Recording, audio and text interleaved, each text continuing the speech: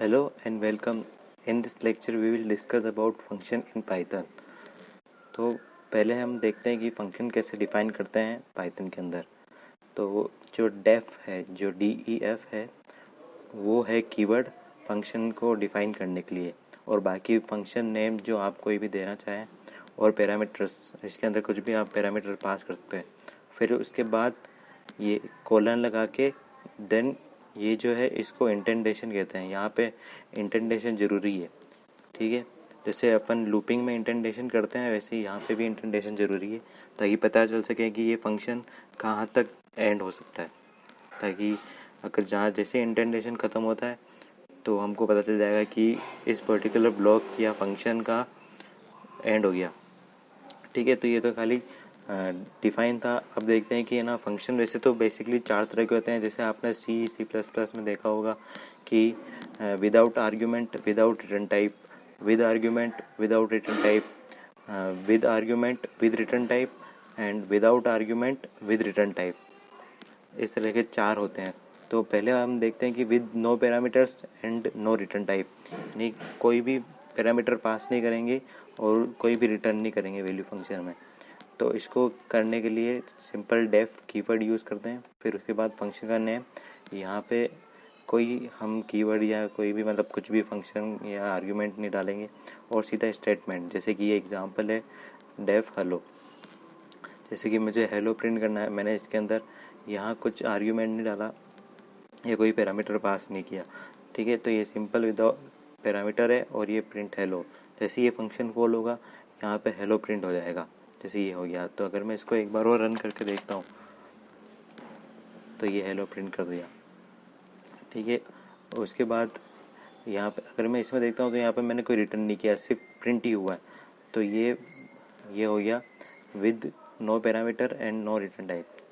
Second देखते हैं कि अगर एक पैरामीटर है और कोई रिटर्न टाइप नहीं है, यानी सिंपल पैरामीटर 1, ठीक है। और अगर वो पैरामीटर हमारा कोई स्टेटमेंट में यूज़ आ रहा है तो हम इसको ऐसे यूज़ कर सकते हैं। तो उसका एग्जांपल अगर देखें तो अगर हम हेलो 1 नेक्स्ट अगर कोई भी फंक्शन का नाम ले लो और उसमें हमने पैरामीटर पास किया है, ठीक है, उस पैरामीटर को बाद में प्रिंट भी कर दिया है, क्योंकि हम इसके अंदर हम कोई रिटर्न टाइप यूज़ नहीं कर रहे हैं, ठीक है। इसके अंदर कोई रिटर्न टाइप यूज़ नहीं कर रहे हैं। तो फंक्शन जब कॉल करेंगे तो सिंपल फंक्शन का नाम और उसके अंदर कुछ भी वैल्यू जो हमको पास करनी है, ठीक है। तो वो हमको पास करनी है वैल्यू हेलो। तो हेलो 1 स्ट्रिंग ऐसे मैंने पास कर दिया, जो यहाँ पे जाके, ठीक है। तो ये हेलो 1 यहाँ पे आके इधर पास हो जाएगा, ठीक है। जैसे पास हुआ उसके बाद ये जो आर्गुमेंट पास हुआ हेलो 1 वो सीधा प्रिंट हो जाएगा। नेक्स्ट देखते हैं कि अगर पैरामीटर इक्वल टू हम लेट सपोज अगर बाय डिफ़ॉल्ट हम लेते हैं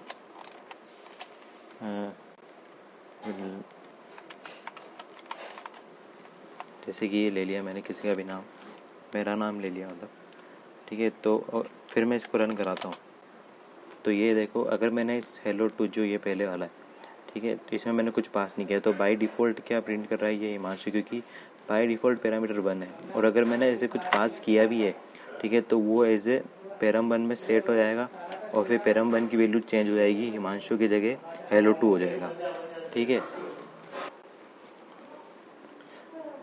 नेक्स्ट देखते हैं हम कि अगर मल्टीपल पैरामीटर्स हो और कोई रिटर्न टाइप ना हो तो उसमें क्या करेंगे। मल्टीपल पैरामीटर्स के लिए हमको यहाँ पे हम स्टार पैरम लिख सकते हैं, यानी ऐसा माना है कि स्टार पैरम मान लो डायनेमिक प्रोग्रामिंग की तरह काम कर रहा है अगर C++ के रेफरेंस में अगर देखें। बट इसमें थोड़ा कॉन्सेप्ट अलग है। इसमें ये स्टार पैरम जितने भी अगर तो इसमें हम देखें तो ये डायनेमिक प्रोग्रामिंग की तरह काम करता है, बट इसमें थोड़ा अलग है। इसमें ये एज ए टपल की तरह है ना, सारे जितने भी आप अगर पैरामीटर पास करोगे जब आप फंक्शन कॉल कर रहे हो तो वो एज ए टपल की तरह लेगा, ठीक है। वो टपल तो आपको पता ही, ये बढ़ा दिया गया, ठीक है। Tuple is similar like list, बस थोड़ा सा उसके टपल के अंदर हम चेंजेस नहीं कर सकते अगर एक बार अपन ने टपल डिफाइन कर दिया। तो देखते एग्जांपल की, मान लो मैंने ये नेम करके फंक्शन बनाया जिसका नाम नेम्स रखा, ठीक है, और इसके अंदर मैंने एज ए ये टपल कर दिया, मतलब मल्टीपल आर्ग्यूमेंट अगर मुझे देना है तो ठीक है। तो उसमें मैंने टाइप भी प्रिंट कर दिया ताकि पता चले कि ये किस टाइप का है। तो ये टपल टाइप का बता रहा है, इधर देखो, इधर टपल टाइप का बताता है। नेक्स्ट, तो मैंने ये जब फंक्शन कॉल किया तो इसके अंदर ये 3 आर्ग्यूमेंट पास कर दिए, ठीक है। तो जब ये तीनों आर्ग्यूमेंट इसके अंदर जाएंगे तो एज ए टपल जाएंगे, और जब मैं प्रिंट करूँगा तो एज ए टपल, ठीक है। और जब मान लो अगर मैंने खाली स्ट्रिंग ना देके मल्टीपल दे दिए, मतलब मल्टीपल टाइप्स दे दिए, यानी स्ट्रिंग भी दे दिया, इंटीजर भी दे दिया, ठीक है, और मान लो अगर फ्लोट भी दे दिया, ठीक है, तो ये क्या करता है, इसको प्रिंट करके देखें तो ये भी जो भी मतलब उस टपल में, टपल और लिस्ट के अंदर आप कुछ भी सेम टाइप के या बिना सेम टाइप के आप स्टोर कर सकते हैं, वैसे ही टपल के अंदर आप कैसे भी स्टोर कर सकते हैं। तो ये एज ए टपल रिटर्न करा है, तो इससे टाइप पता चल जाएगी। ये एक पूरे को ऐसे लिस्ट नहीं रहता है, एज ए टपल रहता है। यानी आप इसके अंदर एक बार आपने ये टपल पास कर दिया तो इस फंक्शन के अंदर आप इस पूरे टपल के अंदर कोई भी चेंजेस नहीं कर सकते, ठीक है। नेक्स्ट देखते हैं कि अगर 2 आर्ग्यूमेंट, यानी एक पहला सिंपल आर्ग्यूमेंट हो और दूसरा एक ऐसे टपल हो, तो उसमें क्या होता है। तो मैंने इसमें क्या किया कि एक लूप लगा के हेलो, और यानी जो फर्स्ट आर्ग्यूमेंट है और सेकंड आर्ग्यूमेंट जो नेम यानी टपल है, तो इसको मैं अगर रन करके देखता हूँ तो आता है मेरे जो फर्स्ट है ये वाला, वो एज ए फर्स्ट चला गया, ठीक है। और बाकी के जो सारे हैं, जितने भी आप कितने भी डालते रहो, वो एज ए टपल जाएंगे, ठीक है। यानी मेरे कहने का मतलब जो फर्स्ट वाला जो आर्ग्यूमेंट आप पास करोगे वो ऐसे, जो इसमें फर्स्ट आर्ग्यूमेंट है, और उसके बाद आप ये कितने भी, इसमें मैंने 3 किए हैं, आप इसमें कितने भी टाइम मतलब आर्ग्यूमेंट पास कर सकते हैं, तो वो सारे इसके अंदर स्टोर हो जाएंगे। तो जैसे hello Reena, hello Ramesh, hello Kishan, ये सब हेलो आई की वैल्यू आप ये ऐसे रीना, रमेश, ये सब से फॉलो होती जा रही, ठीक है। तो ऐसे प्रिंट हो जाएगा। नेक्स्ट मैंने क्या किया कि सेम ही काम है, तो ये जो रीना है वो एज अ फर्स्ट आर्ग्यूमेंट है, तो और इसका फर्स्ट पैरामीटर क्या है, हेलो, तो वो रीना का एक बार रमेश से, फिर रीना किशन, फिर रीना देन 1, तो इसमें इस तरह से आर्ग्यूमेंट आ रहा है, ठीक है। नेक्स्ट हम देखते हैं with no parameters and return type. इसमें हम देखते हैं कि with no parameters and return type, यानी इसमें कोई अगर पैरामीटर पास नहीं करेंगे बट एक रिटर्न टाइप हमेशा होगा। तो ये फंक्शन, ये बाय डिफ़ॉल्ट जैसे फंक्शन डिफाइन करते हैं नो पैरामीटर का, बस उसमें क्या है कि रिटर्न हम खाली एक्स भी रिटर्न कर सकते हैं, एक्स वाई 2 एलिमेंट रिटर्न कर सकते हैं, या एक्स वाई जेड, यानी जितने चाहो आप रिटर्न कर सकते हो, ठीक है। और या तो आप लिस्ट भी रिटर्न कर सकते हैं, टपल भी रिटर्न कर सकते हैं, यानी जितने भी डेटा टाइप से हमारे पाइथन के अंदर लिस्ट, टपल, डिक्शनरी, सेट, या आप सब कुछ भी रिटर्न कर सकते हैं, ठीक है। और अगर आप फंक्शन खुद ही रिटर्न करते हैं तो वो तो रिकर्जन का नाम होगा, वो हम फर्दर देखेंगे, ठीक है। वो फंक्शन रिकर्जन एक अलग से एक पार्ट है। तो इसका एग्जांपल देखें तो ये हेलो 3, तो मैंने रिटर्न क्या कर दिया, एक स्ट्रिंग रिटर्न कर दिया। आप इंटीजर भी रिटर्न कर सकते हैं, कुछ भी रिटर्न कर सकते हैं। तो हेलो 3 मैंने रिटर्न किया है, ठीक है। फिर सेकंड में मैंने दो मतलब दो हेलो 4, हेलो 5, यानी 2 स्ट्रिंग रिटर्न किए, ये एक्स मान लो, ये वाई मान लो। और थर्ड में मैंने रिटर्न लिस्ट करी है। लिस्ट की जगह आप टपल भी कर सकते हैं, बस स्क्वायर ब्रैकेट्स की जगह एंगुलर ब्रैकेट्स लगा देंगे तो ये टपल बन जाएगा। को प्रिंट करके देखता हूँ एक बार। ये हेलो 3 ये रिटर्न हो गया, ठीक है। जब क्योंकि ये वैल्यू रिटर्न कर रहा है तो रिटर्न वैल्यू किस में स्टोर तो होनी चाहिए, और वो किस में स्टोर ना हो के हमने उसको डायरेक्ट ही प्रिंट कर दिया। तो डायरेक्ट प्रिंट करने का तरीका ऐसा है कि आप उस फंक्शन को प्रिंट के अंदर लिख दो। एक्चुअली ये पाइथन 2 है तो इसमें ब्रेसेस की ज़रूरत नहीं है प्रिंट करने के लिए। और हेलो 4, 5 यानी ये वाला, तो ये 2 स्ट्रिंग रिटर्न करेगा, तो इसने एज ए टपल रिटर्न किया है, ठीक है। तो ये बात तो पता चल गई कि कुछ भी अगर आर्ग्यूमेंट या पैरामीटर हम पास करेंगे जो बहुत सारे हैं, यानी 2 से ज़्यादा है तो वो एज ए टपल जाएंगे, और कुछ भी रिटर्न जो होगा, है ना, कुछ भी पैरामीटर रिटर्न जो होगा फंक्शन से वो भी एज ए टपल ही होगा। ठीक है। और अगर हम चाहें तो यानी x और y, क्योंकि ये 2 वैल्यू रिटर्न कर रही है हमको पता है, यानी हेलो 4 हेलो 5, तो यहाँ पे मैंने 2x, y लिख दिए, यानी हेलो 4 जो जाएगा वो x में जाएगा, हेलो 5 जो जाएगा वो y में जाएगा। तो जब ये प्रिंट होगा तो अलग से एक प्रिंट हो जाएगा हेलो 4 हेलो 5, यानी यहाँ पे मैंने लिखा है प्रिंट x y, तो ये सीधा प्रिंट x y की वैल्यू क्या है, हेलो 4 हेलो 5, और प्रिंट हेलो लिस्ट यानी रिटर्न लिस्ट हुई तो वो सीधे लिस्ट रिटर्न कर देगा। कि सिर्फ एक पैरामीटर और एक रिटर्न टाइप, तो इसमें एक पैरामीटर तो हम पास करेंगे और रिटर्न टाइप यानी जो ऊपर ऐसे रिटर्न है तो वैसे ही रिटर्न होगा। तो मान लो मैंने ये फंक्शन बनाया और उस फंक्शन को कॉल किया, उसके अंदर मैंने पैरामीटर पास किया हेलो 6, वो पैरामीटर में जाएगा और सिंपल रिटर्न हो जाएगा। तो इसमें कुछ ज़्यादा बात नहीं है, सिंपल है, बस इसमें हम खाली ये एक लगा रहे हैं जो रिटर्न कर रहा है।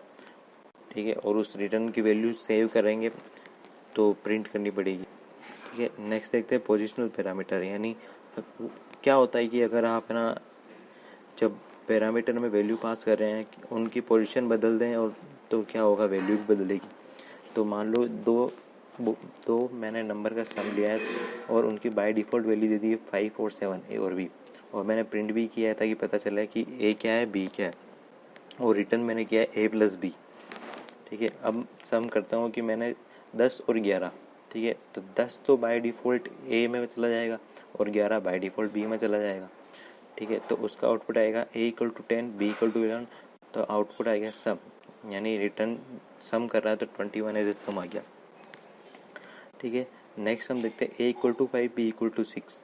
अगर हम इसको बता के बोलें, मतलब इसको कहें कि a की वैल्यू 5 ले, b की वैल्यू 6 ले, तो वो a की वैल्यू 5 लेगा और b की वैल्यू 7 की जगह 6 हो जाएगी, क्योंकि हम यहाँ से 6 पास कर रहे हैं।